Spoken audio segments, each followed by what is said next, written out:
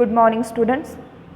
मागच्या व्हिडिओ लेक्चरमध्ये बघा आपण गुणसूत्राची अपसामान्यतामुळे होणाऱ्या विकृती यांचा अभ्यास करत होतो. त्यामध्ये आपण पहिली विकृती बघितली डाऊन सिंड्रोम. डाऊन सिंड्रोम हा कशामुळे होतो तर गुणसूत्राचे प्रमाण एका पटीने वाढल्यामुळे डाऊन सिंड्रोम हा आजार झालेला आपल्याला दिसून येतो. तसेच याची आपण वैशिष्ट्ये सुद्धा बघितली, म्हणजे लक्षणे बघितली की ती व्यक्ती मतिमंद असू शकते किंवा तिची उंची कमी असते, मान पसरट असते, बोटे आखूड असतात आणि या रोग झालेल्या व्यक्तींचे आयुष्यमान हे जवळजवळ फक्त 16 ते 20 वर्षापर्यंतच असते. त्यानंतर दुसरा आजार आहे टर्नर सिंड्रोम. गुणसूत्राच्या अपसामान्यतेमुळे दुसरी जी विकृती होते तिला टर्नर सिंड्रोम असे म्हणतात.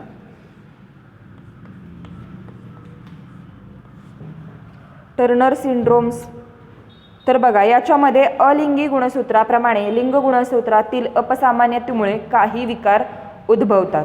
आता टर्नर सिंड्रोम हे कसे लिहितात बघा. हा कोणत्या गुणसूत्राच्या अपसामान्यतेमुळे होतो तर 44 अधिक कॅपिटल X म्हणजे याच्या गुणसूत्र एक जे गुणसूत्र होतं ते कमी झालेलं आपल्याला दिसून येईल. मग त्या गुणसूत्राच्या कमी झाल्यामुळेच टर्नर सिंड्रोम हा आजार होतो. तसेच या गुणसूत्रातील हा जो दुसरा भाग बघा, दुसरा जो भाग असतो हा भाग निकामी झाल्यामुळे या विकृतीची निर्मिती होते किंवा हा आजार आपल्याला होतो. पुन्हा एकदा लक्षात घ्या, टर्नर सिंड्रोम कशामुळे होतो तर आपल्या शरीरामध्ये जी 46 गुणसूत्रे असतात त्यातील एक जे लिंग गुणसूत्र आहे ते निकामी झाल्यामुळे टर्नर सिंड्रोम हा आजार किंवा ही विकृती मानवाला झालेली दिसून येते. 46 पैकी एक कोणतं अलिंग गुणसूत्र नाही तर जे लिंग गुणसूत्र जी 2 लिंग गुणसूत्र असतात त्यातील एक लिंग गुणसूत्र जर निकामी झालं, काम करायचं बंद झालं तर त्यामुळे टर्नर सिंड्रोम ही विकृती निर्माण होऊ शकते. तर बघा या विकृतीमध्ये लैंगिकतेशी संबंधित भाग हा निकामी झालेला असल्याने एकच X गुणसूत्र कार्यरत असते किंवा जनकाकडून एकच X गुणसूत्र संक्रमित होते. अशा स्त्रियांमध्ये आता हे गुणसूत्र बघा XX गुणसूत्र सामान्यतः कशामध्ये दिसून येतं तर स्त्रियांमध्ये आपण गुणसूत्रांची रचना बघितली ती अशी असते. त्यामुळे जेव्हा यातलं एक लिंग गुणसूत्र निकामी होतं तेव्हा त्याची रचना गुणसूत्राची 44 अधिक 1 कॅपिटल X अशी आपल्याला करावी लागते, कारण याच्यातील एक लिंग गुणसूत्र हे निकामी झालेलं दिसून येतं. अशा स्त्रियांमध्ये प्रजनेंद्रियांची वाढ पूर्ण झालेली नसल्यामुळे त्या प्रजननक्षम नसतात. म्हणजे बघा याच्यामध्ये पहिलं लक्षण काय तर प्रजनन इंद्रियांची वाढ पूर्ण होत नाही.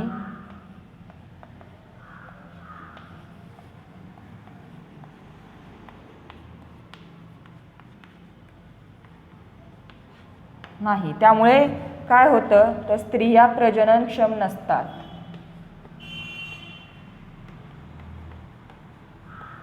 म्हणजे बघा काही स्त्रियांना असं म्हणतात की त्यांना मूल होऊ शकत नाही, त्या आई होऊ शकत नाहीत. तर त्या कशामुळे असतात तर त्याच्यात हे एक जे लिंग गुणसूत्र असतं ते निकामी झालेलं असतं आणि त्या निकामी झाल्यामुळे त्यांच्या जी प्रजनन इंद्रियांची वाढ असते ती वाढ कधीच पूर्ण होत नाही आणि वाढ पूर्ण न झाल्यामुळे त्या स्त्रिया प्रजननक्षम नसतात आणि त्यामुळेच त्यांना मूल होऊ शकत नाही किंवा त्या आई होऊ शकत नाहीत.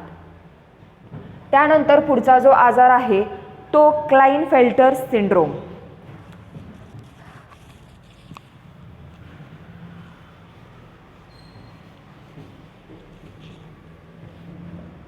कोणता आहे क्लाइनफेल्टर सिंड्रोम.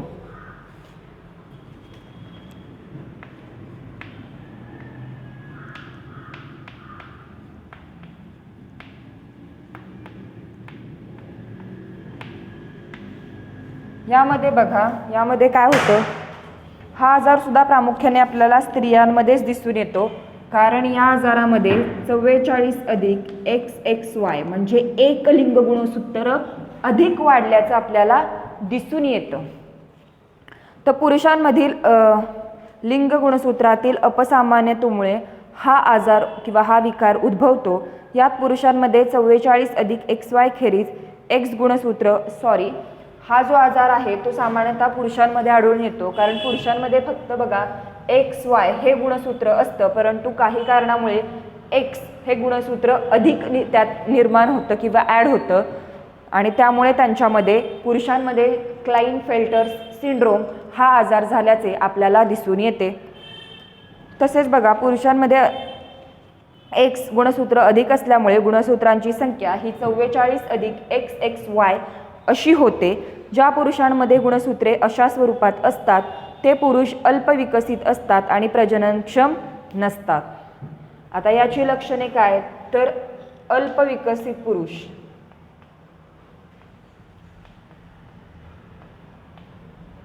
आणि हे सुद्धा पुरुष स्त्रियांसारखे प्रजननक्षम नसतात, म्हणजे हे सुद्धा प्रजनन करू शकत नाहीत। कशामुळे, तर यांच्या शरीरामध्ये एक लिंग गुणोत्तर वाढल्यामुळे ते सुद्धा अप्रजननक्षम किंवा प्रजननक्षम नसतात, ते प्रजनन प्रक्रियेमध्ये भाग घेऊ शकत नाहीत। तसेच कारण ते अल्पविकसित असतात, पूर्णपणे त्यांच्या प्रजनन इंद्रियांचा विकास झालेला नसतो, त्यामुळे ते अल्पविकसित असतात आणि अल्पविकसित असल्यामुळे ते प्रजननक्षम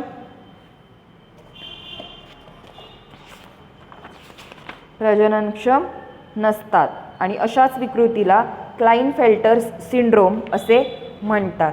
ही विकृती सामान्यतः दिसून येत नाही, म्हणजे शरीराच्या बाहेरील भागावर दिसून येत नाही, परंतु शरीराच्या अंतर्गत भागांवर हिचा परिणाम झालेला आपल्याला सहजपणे दिसून येतो। अशा प्रकारे गुणसूत्र अपसामान्यतेमुळे हे 3 प्रकारचे आजार होतात। कोणकोणते, तर पहिला आहे डाऊन सिंड्रोम, दुसरा आहे टर्नर सिंड्रोम आणि तिसरा कोणता आहे, तर क्लाइनफेल्टर सिंड्रोम। त्यानंतर आपण बघणार आहोत जनुकीय उत्परिवर्तनामुळे। दुसरे जे विकृती आहेत ते कशामुळे होतात, तर जनुकीय उत्परिवर्तनामुळे।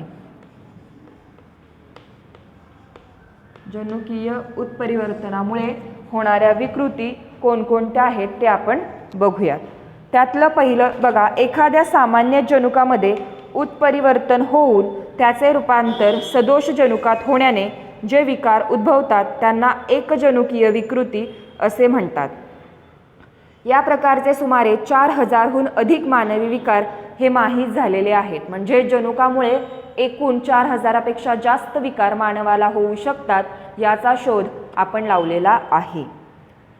सदोष जनुकामुळे शरीरामध्ये जनुकामार्फत होणारी उत्पादिते तयार होत नाहीत किंवा अत्यल्प प्रमाणात तयार होतात आणि या प्रकारचे चयापचयाचे जन्मजात विकार कोवळ्या वयात हे जीवघेणे ठरू शकतात। अशा प्रकारची रोगांची उदाहरणे बघा, तर हचिन्सन रोग, टेसॅक्स रोग, गॅलेक्टोसेमिया, फेनिलकीटोनमेह, सिकलसेल ॲनिमिया, तसेच दात्रपेशी पांडुरोग, ज्याला सिस्टिक फायब्रोसिस, पुटीतंतभवन, वर्णकहीनता, हिमोफेलिया, रातांधळेपणा इत्यादी जे रोग आहेत ते एकजनुकीय परिवर्तनामुळे झालेले आपल्याला दिसून येतात। तर बघा, अशा प्रकारचे एकूण 4000 रोगांचा शोध लागलेला आहे, म्हणजे एकजनुकीय उत्परिवर्तनामुळे एकूण 4000 विकृती मानवाला होऊ शकतात आणि या विकृती कोवळ्या वयामध्ये जर झाल्या असतील, लहान मुलांना जर झाल्या असतील तर त्या खूप जीवघेण्या किंवा त्रासदायक ठरू शकतात। तर यामधलं पहिलं बघा, वर्णकहीनता। जसं मी तुम्हाला मगाशी सांगितलं, वर्णकहीनता म्हणजे काय, मानवी शरीराचा जो सामान्य रंग आहे त्या सामान्य रंगापेक्षा शरीराचा जास्त पांढरा रंग तयार होतो, तो अधिक पांढरा दिसू लागतो, त्याला आपण वर्णकहीनता किंवा ॲल्बिनिझम असे म्हणतात। ॲल्बिनिझम, तुम्ही अशा प्रकारची मुलं बघितली असतील ज्यांचा रंग हा गोऱ्या मुलांपेक्षा जास्त गोरा असतो आणि त्यांची केसे ही तांबूस रंगाची असतात। नॅचरली त्याला आपण वर्णकहीनता असे म्हणतो। तर वर्णकहीनता हा काय आहे, तर हा एक जनुकीय विकार आहे। या विकारामध्ये काय होतं तर शरीर जे आहे ते मेलॅनिन हे वर्णक रंग किंवा रंगद्रव्य तयार करू शकत नाही. या रोगामध्ये काय होते तर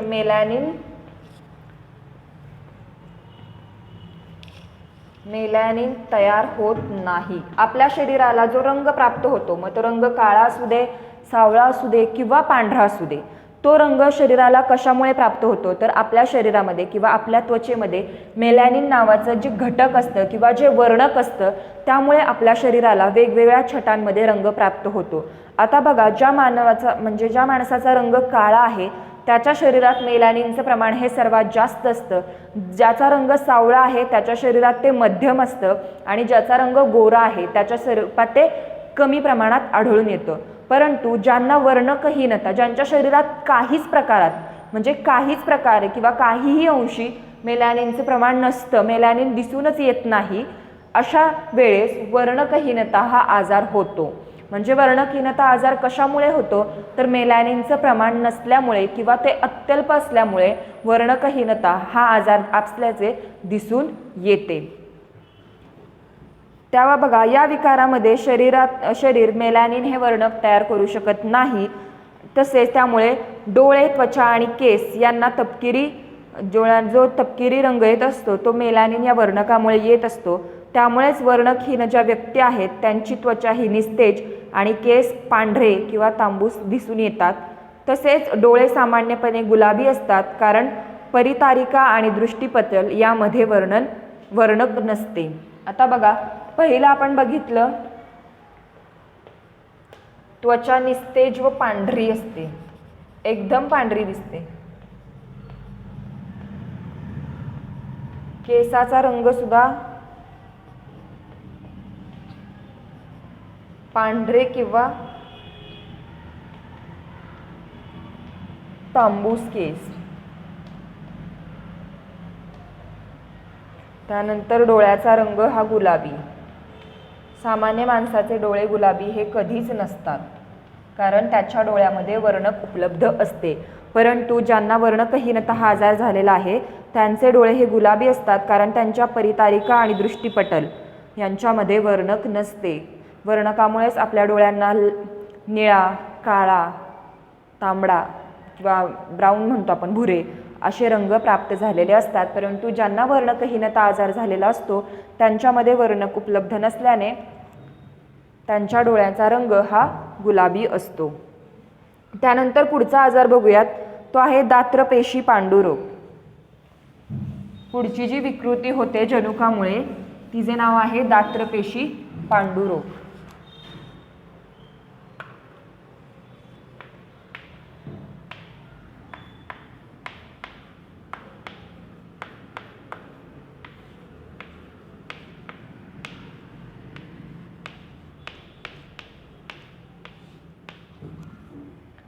तर यालाच आपण सिकल सेल ॲनिमिया असे म्हणतो.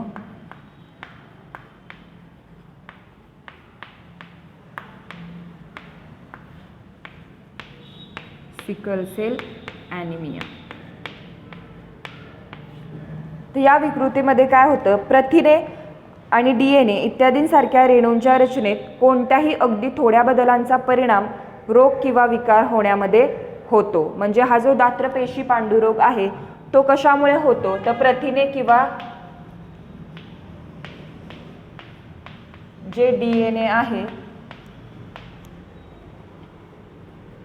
त्यांच्या रचनेतील बदल.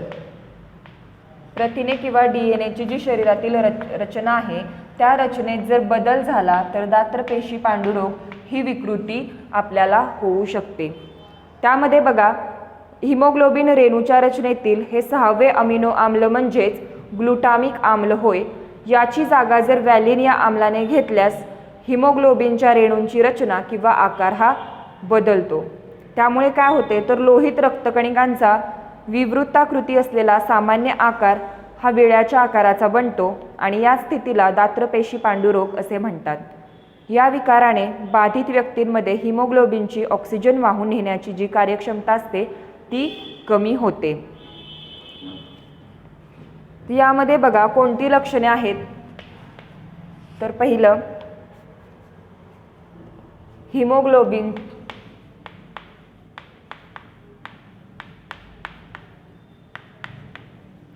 हिमोग्लोबिनची ऑक्सिजन वाहून नेण्याची जी कार्यक्षमता आहे ती कमी झाल्याचे दिसून येते.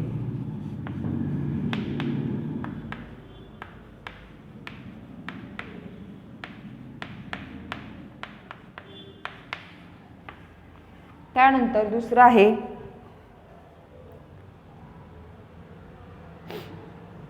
अभिसरण संस्था, मेंदू, फुफ्फुसे, वृक्क इत्यादींना हानी पोहोचते.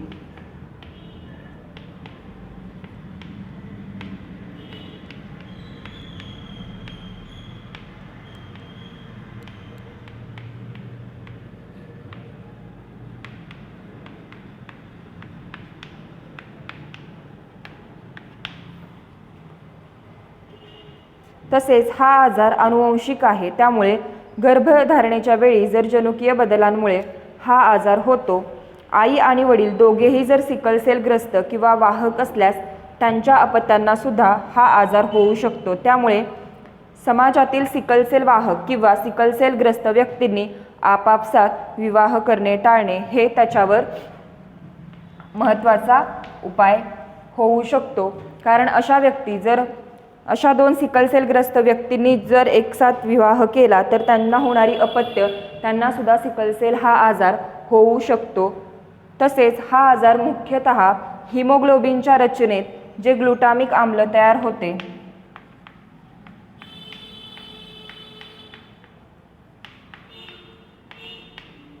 हिमोग्लोबिनची रचना जेव्हा बदलते तेव्हा त्याच्यामध्ये ग्लुटामिक आम्ल तयार होते आणि या आम्लामुळेच हा आजार होण्याची शक्यता आपल्याला दिसून येते.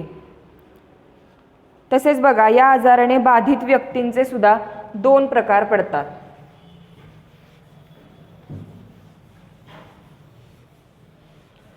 या आजाराने ज्या बाधित व्यक्ती असतात त्यांचे 2 प्रकार पडतात. त्यातला बघूयात.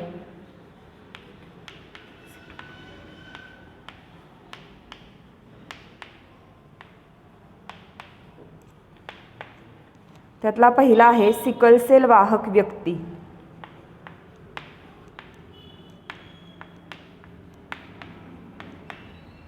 म्हणजे ज्या व्यक्तीला पहिल्यापासून हा आजार झालेला आहे ती व्यक्ती हा आजार दुसऱ्या व्यक्तीपर्यंत पोहोचवण्याचे काम करते. तिला आपण सिकल सेल वाहक व्यक्ती किंवा AS कॅरियर असं म्हणतो.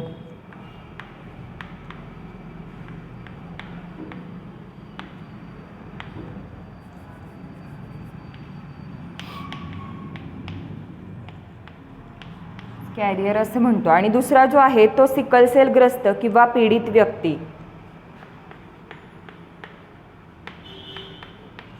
ज्या व्यक्तीला हा आजार होतो तिला सिकल सेल ग्रस्त किंवा पीडित व्यक्ती असं आपण म्हणतो. त्यालाच SS सफरर म्हणजे ज्या व्यक्तीला हा आजार झाला आहे, जी व्यक्ती या आजारातून जात आहे तिला आपण सफरर असे म्हणतो. तसेच सिकल सेल रोग ज्यांना होतो त्या ओळखण्याची लक्षणे काय आहेत तर हातापायावर सूज येणे, सांधे दुखणे, असह्य वेदना होणे, सर्दी व खोकला सतत होणे, अंगात बारीक ताप राहणे, लवकर थकवा येणे, चेहरा निस्तेज दिसणे आणि शरीरातील हिमोग्लोबिनचे प्रमाण कमी होणे ही सगळी सिकल सेल रोगाची ओळख व लक्षणे आहेत.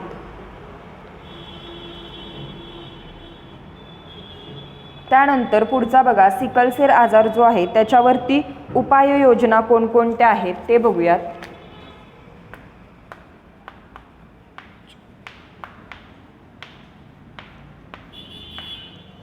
पहिलं जे आजार आहे हा आजार प्रजोत्पादन या एकाच माध्यमातून प्रसारित होतो. म्हणून लग्नापूर्वी किंवा लग्नानंतर वधू आणि वर दोघांनीही तपासणी करून घेणे आवश्यक आहे. तसेच सिकल सेल वाहक किंवा पीडित व्यक्तीने दुसऱ्या सिकल सेल वाहक व्यक्तीशी लग्न करणे टाळावे. आणि तिसरा आहे सिकल सेल आजारी व्यक्तीने दररोज एक फॉलिक ॲसिडची गोळी जी आहे ती सेवन करावी. म्हणजे यात पहिला महत्त्वाचा कोणता आहे तर फॉलिक ॲसिड गोळीचे सेवन. ज्या व्यक्तीला हा आजार आहे त्या व्यक्तीने फॉलिक ॲसिडची गोळीचे रोज सेवन करावे. त्यामुळे या आजाराची जी तीव्रता आहे ती तीव्रता कमी झाल्याचे दिसून येते.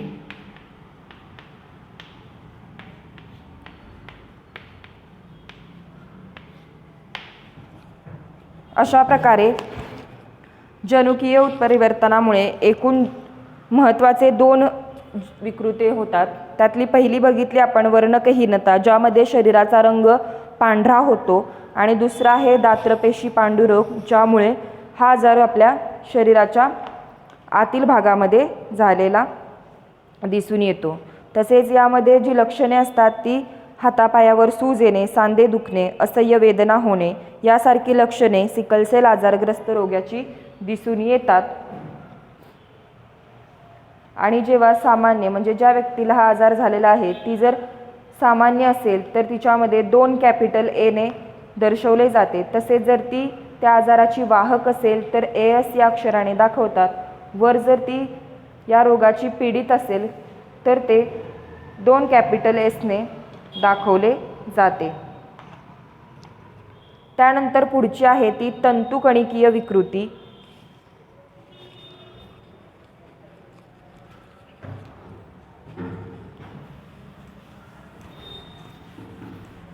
पुढची जी विकृती आहे ती तंतुकणिकीय, म्हणजे तंतुकणिकेमध्ये काही दोष निर्माण झाल्यामुळे जी विकृती होते तिला तंतुकणिकीय विकृती असे म्हणतात.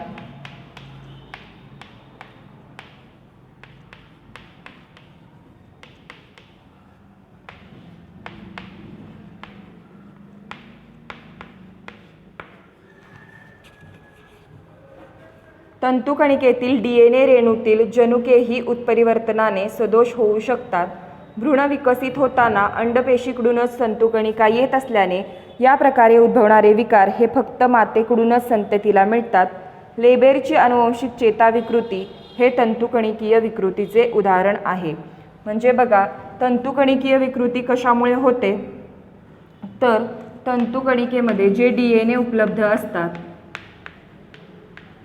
DNA जनुकामध्ये सदोष निर्माण होतात.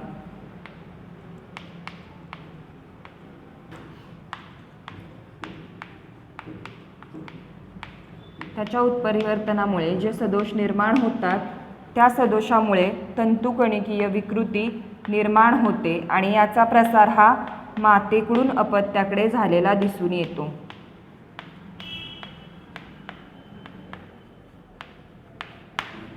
कारण भ्रूण विकसित होताना ते अंडपेशीकडूनच तंतुकणिका येत असतात, त्याची निर्मिती होत असते. त्यामुळे हा जो आजार आहे तो महिलांमध्ये सर्वात जास्त आढळून येतो आणि त्याचे जे संक्रमण आहे ते मातेकडून अपत्याकडे होत असते.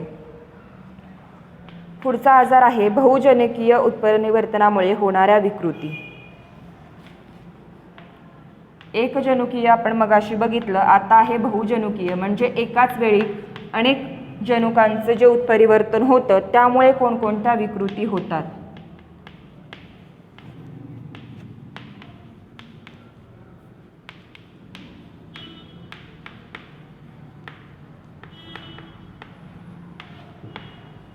तर यामध्ये बघा, काही वेळा एकापेक्षा जास्त जनुकांमध्ये बदल घडून आल्यामुळे ज्या विकृती उद्भवतात त्याला बहुजनुकीय उत्परिवर्तनामुळे होणाऱ्या विकृती किंवा बहुघटकीय विकृती असे म्हणतात.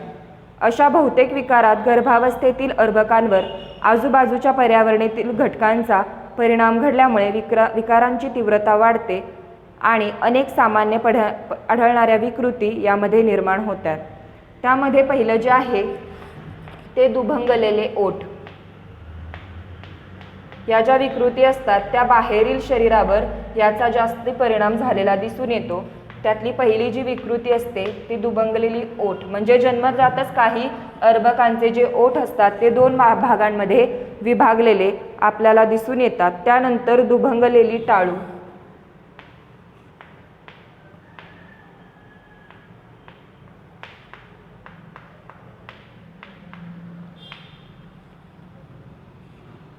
तसेच पाठीच्या कण्यातील दोष,